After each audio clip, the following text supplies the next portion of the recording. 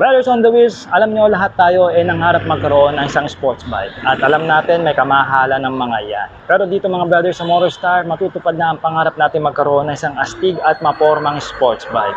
Kaya ayan ang aalamin natin dito sa ating walk around. Kaya let's go! Sa go! Get ready. Drop the beat.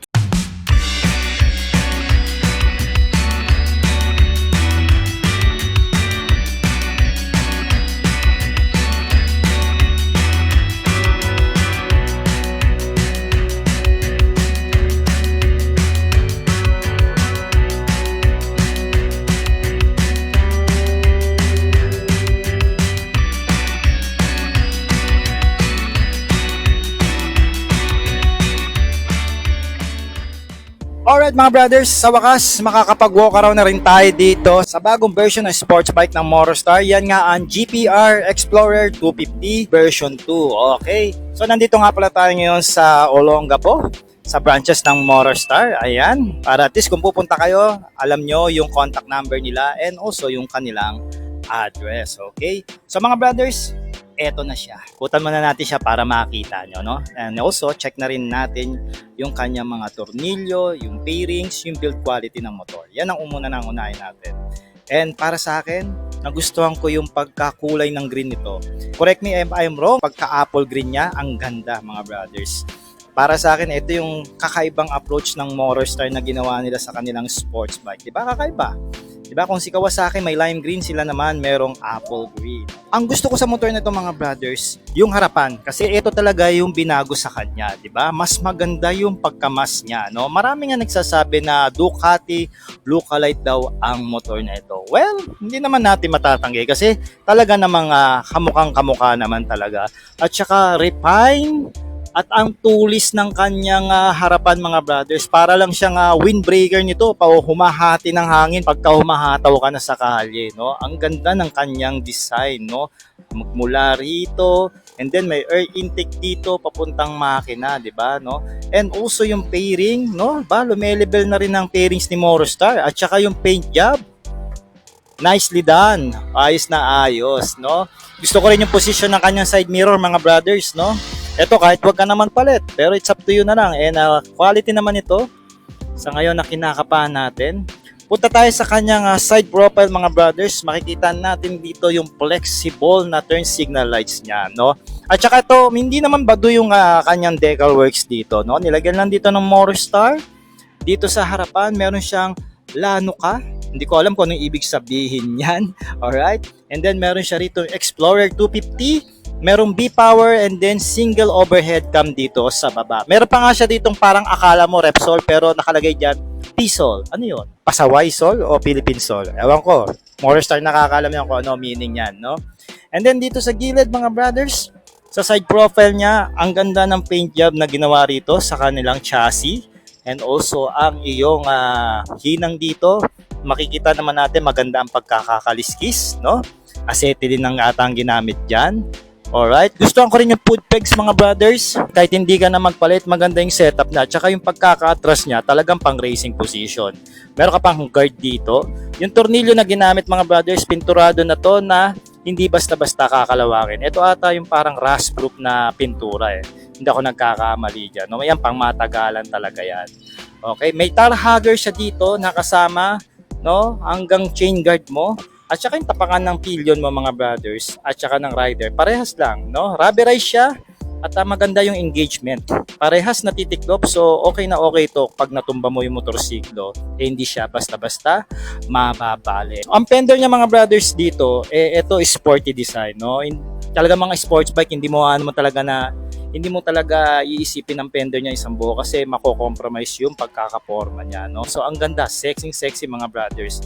And then yung turn signal lights niya rito na reflex din. Alright, so yung plaka dito and meron siyang sariling ilaw at may reflector ka pa. So dito pa tayo sa kabilang side ng kanyang profile. So dito pala mga brothers sa likod niya, meron din siyang air intake, no? Ayan. So ang ganda, di ba? Tatagos lang dito yung mga hangin. Siguro yung pillion mo dito na lang kakapit. Ayan, so wala kasing grab bar ito kasi tsaka masagwa ito mga brothers pag nilagyan mo ng grab bar, no? Tsaka nagustuhan ko rin dito yung kaha ng taillight mo. Ang tulis, oh. Ang ganda, oh. Talagang itong maganda sa sports bike ng Morostar, talaga matutulis yung dulo niya. Talagang aggressive talaga yung forma. And then dito sa side profile mga brothers, sa kabilang side, makikita na natin yung tambucho may cover ng carbon fiber na style. And by the way mga brothers, ito pala may silencer. Ngayon nakakabit siya. And then mamaya pakita ko sa inyo yung sound check niyan. Alright, kasi naka-activate ito eh. So yung tapakan, same as same din sa kabila. No? Ito, maganda rin ito. At least kahit paano pinturado yung pedal ng iyong disc brake dito sa likod. No, yung chassis niya same as same approach sa likod. Ayan, ang kagandahan may kickstart pa itong motor na ito. So kung sakaling malobat ka, di makakauwi ka pa rin dahil meron siyang kickstart. Bibihira na lang sa isang sports bike yan. Yung iba tinatanggal para daw mas mapora. Pero ako, ilalagay ko na lang yan, mahirap na. Okay? So ang isa pa sa maganda sa pairings ng mga brothers, ang laki rito ng air intake, no? So dito papasok lang yung hangin, tatagos lang yan, no? So ito isang iwas din ito sa air drag, no? Hanggang dito sa araro niya, meron pa rin siyang butas, no? At saka ito yung nagpapalaki sa katawan ng itong GPR Itong bandang araro niya rito. At ang maganda rin yung pagkakapintura rin talaga dito sa gilid. Tsaka yung style, may silver dito, black, apple green, and then white, no? So doon naglalaro yung kulay niya. Pagka tinignan mo naman na malayo, maganda talaga. Ayan, no? Alright, sumakay na tayo dito sa bagong version ng sports bike ng Morostar. Ito nga GPR 250 mga brothers. Makikita nyo rito mga brothers na naka-clip-on handlebar ang setup ng kanyang manibela. It means, sabi ko nga kanina, aggressive ang takbo natin dito o yung position natin dito. Yung tinatawag nilang takbong pogi. Okay? So nagustuhan ko rito yung nilagay rito ng Morostar na handle grip na pang classic. Although hindi siya sporty look no? Pero okay lang naman kasi black, so hindi naman masyadong halata. At saka isa pa, malambot siyang hawak-hawakan. And for the medium size, no, kaya ba niyang accommodate ang large size? Good thing, bakal yung end bar natin dito. Yung clutch kaya pa, malambot kahit di pa na-adjust And also dito sa left switches, meron tayong horn. Check na rin. Malakas na kahit wag ka na magpalit. Depende na lang kung maarte ka, no? And also meron din siyang flasher. Ayan, puti po ang kulay ng headlight niyan. Mamaya check natin. And then low beam niya and also yung high beam. Meron pa siyang choke dahil isa itong carburetor na motorsiklo. And also kung gusto mong lagyan ng side mirror, pwede rin dito, no? Pero sa kabila, maglalagay ka na lang ng laga. Ayan. Alright, ito yung side mirror. So kahit ko na maglagay, no? Ito kasi mas maganda pag sports bike. Okay naman at papalayo naman yung kanyang salamin. Wide angle naman yan. No, so kung dito tayo pupunta sa kanan naman, meron siyang hazard switch. Good thing. Magagamit natin ito sa mga emergency parking o sa mga convoy na takbuhan. Ito yung switch ng iyong ilaw, no? Park light and also yung iyong headlight. Kill switch ng makina, ayan. And also meron din siyang USB rito sa LED key. Ayan, no? Diba? So sangkap pa. Kompleto sa Ricardo. So, okay. Dito makikita natin yung kanyang triple clamp na napakaganda ng pagkakakulay na parang matte finish pero ang kulay niya, ang dating niya flat finish, no? Ordinaryong susian at meron pa ritong sticker na Designata in Italia. Parang design in Italy. Parang ganon, okay? So, yung digital meter niya mga brothers, ganun pa rin naman, hindi pa rin naman nagbabago. So, i-on ulit natin para makita nyo yung animation pag nagbubukas. Ayan diba? Alright, pailawin natin para makita natin yung mga iba pang indicator. So meron siya ritong mode and also yung nakalagay dito clear. Siguro ito yung select niya. Okay, no? Inside sa kanyang meter panel, nandito yung iyong RPM. Ayan, tapos meron siyang gear indicator dito, yung speed meter and also yung odometer. Good thing meron din siyang orasan o clock, diba? And also yung iyong fuel meter nandito. Ayan, sa indicators, nakikita natin dito meron siyang high beam, neutral, and also yung left and right mo magkahiwalay, hindi pinagsama at magandang balita. Ayan, okay. Alright mga brothers, riding ergonomics nitong bagong version ng GPR, no? As you can see mga brothers, halos magpa-flat foot ako dito sa motor. And for the reference mga brothers, I'm only 5'4 lang. Ayan, so makikita nyo naman, ayan, lumalapat na nga ako Pag inalis ko itong waist bag ko kasi niyipit Ayan, so yung mga 5'5", no? 5'3", 5'4", 5'5", wala kayong puproblemahin dito. Siguro kung mga 5 flat kayo, 5'2", o 5'1", no? Nandiyan kayo sa ranging ng height na yan, magtitito kayo rito. Pero hindi naman siguro na ating kayad masyado, no? At meron lang itong seat height mga brothers na 790mm. Sabi ko nga mga brothers, as long na 800mm pababa ang seat height, wala tayong paproblemahin dyan ng mga 5.5 na pababa na height. Okay, and also yung kanyang manibela mga brothers, for me, ito na ata yung aggressive na sports bike na nasakyan ko, o isa sa mga aggressive. No, kukumpara ko sa Sigma 250 kasi si Sigma more on sports tourer yun. Pero ito talagang pogi ka talaga rito. Nakayuko ka talaga rito mga brothers. Lalo na ako, maiksi lang ang reach ko. Around 23 to 24 lang ang haba ng aking braso. Kaya talagang aggressive na ako dito. Ayan o. O, diba? So, lagi naka-attack mode. And for the thing radius ng kanyang manibela, hindi naman siya kalakihan. Sakto lang. Pero wala namang problema yon dahil ito nalalakad ko naman mga brothers. Ayan o. Pero siguro kung sa mga makikipot na daanan, nahihirapan ako dito. Kaya kailangan, umalis pa rin ako sa motor, itula ko siya ng mano-mano. Alright? And may bigat siya ng mga brothers na 125 kg. No? And for me, tama lang yung bigat niya. I mean, magaan pa nga yun kasi para sa isang sports bike. And for the suspension check, ang nasakyan ko yung version 1 nito, maganda yung suspension nito. Yun na masyadong malambot yung yung likod, and I think kung ako yung bibili, a-adjust ko na lang yung monoshock sa likod na medyo tumigas-tigas siya ng konti para syempre makatulong din sa ating cornering. Isa pa sa nagustuhan ko dito sa bagong version ng GPR nila mga brothers, etong seat upholstery. Tingnan nyo, two-tone na siya mga brothers. Black ang ibabaw and then gray naman dito sa gilid. At saka yung stitches, double stitches na ito, no? Kaya siguradong matibay ang pagkakayari nito. At for me, no, maganda yung foaming na nilagay rito ng Motorstar kahit manipis lang. And for me, it's alright lang naman kasi isa itong sports bike. At pwede ka sumagat dito at pwede ka naman sumagat dito kung matangkad kang rider. At saka makipot lang siya. Kaya na nakita nyo kanina nang inupuan ko, nag-bike pit tayo, nakalapat na ang aking mga paa. Alright, and dito sa pillion section naman mga brothers, ganun din na parang meron siya rito tulis, no? Ayan, na which is nagpo-propulsion dito sa motor. Manipis lang din naman ito, kaya sigurado dapat uupo rito mga brothers, sexy lang. Kaya pasintabi dyan sa mga chubby, no? Mag-diet na kayo kung ito po ang kinuha ng inyong mga asawa na motorsiklo. Alright!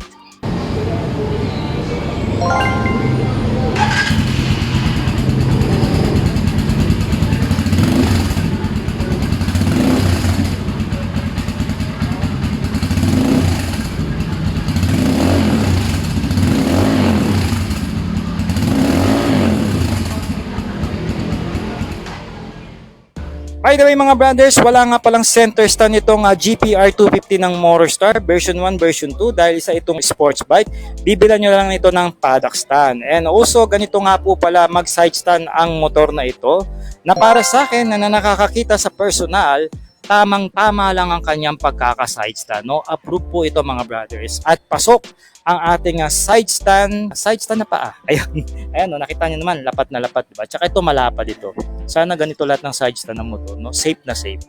Alright, and also meron nga pala siyang tangke mga brothers na 16 liters. At nagre-ranging po ang kilometers per liter nito ng around 30 to 35 kilometers per liter na magdedepende pa rin yan sa iyong riding hobby, road condition, bigat na iyong dinadala. Alright.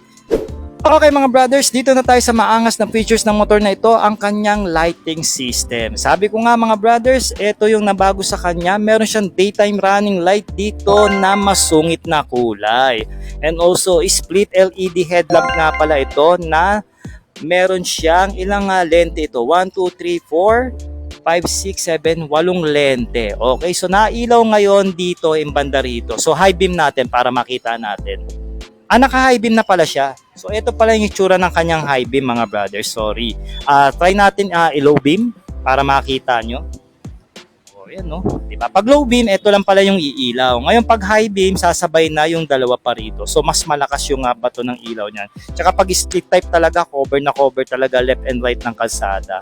Tapos yung LED mga brothers, tumutunog siya. So nagre-remind siya na ikaw nakasenyas. Ang ganda rin no. So parang na siya, yung hindi siya yung nagbi-blink lang, no, gumagapang na yung kanyang ilaw dito na parang sa mga sasakyan. Ganun yung datingan niya. Lipat tayo dito sa likod mga brothers para makita nyo yung kanyang taillight. So ito yung kanyang taillight mga brothers, no? Pigain ko yung preno sa unahan para makita nyo mag-high beam. Alam ko iilaw itong ilan to, 7, 9 LEDs niya rito sa taillight. Tingnan nyo.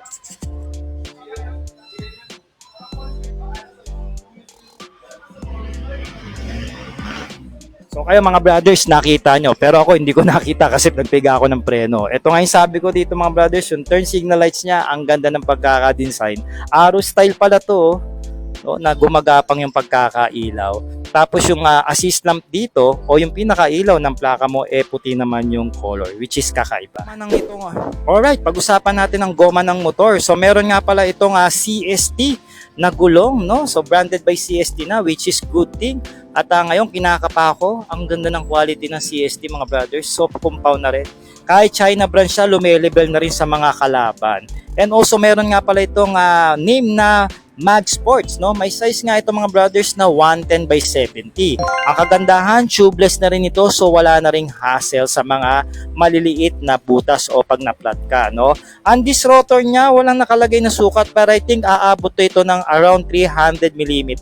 At meron siyang piston pot caliper dito na dalawa, no? Pagdating sa kanyang brake caliper. Alright. And then ang kanyang suspension mga brothers is upside down fork na rin dito sa harapan, which is ito yung mga hinahanap ng mga sports rider, no? Gandang tornilyo rito, Allen bolts na rin, no? Hindi tinipid. So dito tayo sa likod mga brothers. So dito naman tayo sa likod mga brothers, meron nga pala itong tire size na 140 by 70. Of course, tubeless din yan, no? Pang big bike na talaga yung size. Sabi ko nga, ang ganda ng pagkakayari ng soft compound ng gulong, no? Branded by CST rin yan mga brothers. And then meron ka ritong single pot piston caliper na disc brake. Ayan, wavy style nga pala ang style ng disc rotor niya mga brothers, no? Stylish, no? And also meron ka nga pala ritong 3 spokes sa mags and then divided into 3, so meron kang 9 spokes kada main spokes ng iyong mags, no? Ganda rin man. Yan, no? Sporty look pagka tinignan mo. So lipat tayo sa kabila para makita naman natin yung kadena rito. Ayan. So correct me if I'm wrong, ito na ba yung size ng 520 na kalamitan sa mga big bikes lang natin makikita? 'Di ba? Makapal na to, hindi na to 428 And also yung swing arm niya rito, solid din ang pagkakabanat mga brothers. Ayan. At isa pa sa nagustuhan ko mga brothers, naka-adjustable ang kanyang monoshock dito sa rear suspension. Okay, on the way naman tayo sa kanyang makina. So meron nga pala ito mga brothers na 249cc na single cylinder, single overhead cam at dalawa ang kanyang valves, no? Carb type pa ito mga brothers, and hopefully for the version 3 sana gawin ng fuel injected ng Motorstar and 6-speed yung kanyang cambio para happy na lahat. Anyway, balik tayo. So meron nga palang horsepower ito na 22 horsepower and also 22 Newton meter of torque. Okay? Ang kanyang cooling system is oil cooled mga brothers. May kita nyo, meron siya rito maliit na radiator. Ayan, parang sa Classic 250 rin. Ayan, saka sa Sigma 250. At meron naman siyang 5-speed na manual transmission. Alright.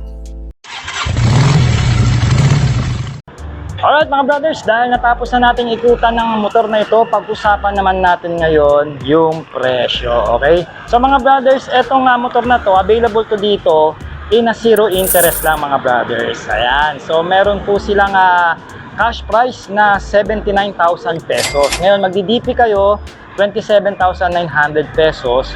And then meron kayong monthly rito for 18 months, 3,472. Then 12 months, 5,008 pesos. And then 6 months, 9,617. So meron siyang rebate mga brothers na 300 pesos pagka sa kanila ka magbabayad. Pag bangko naman, 400 pesos ang iyong rebate. Okay?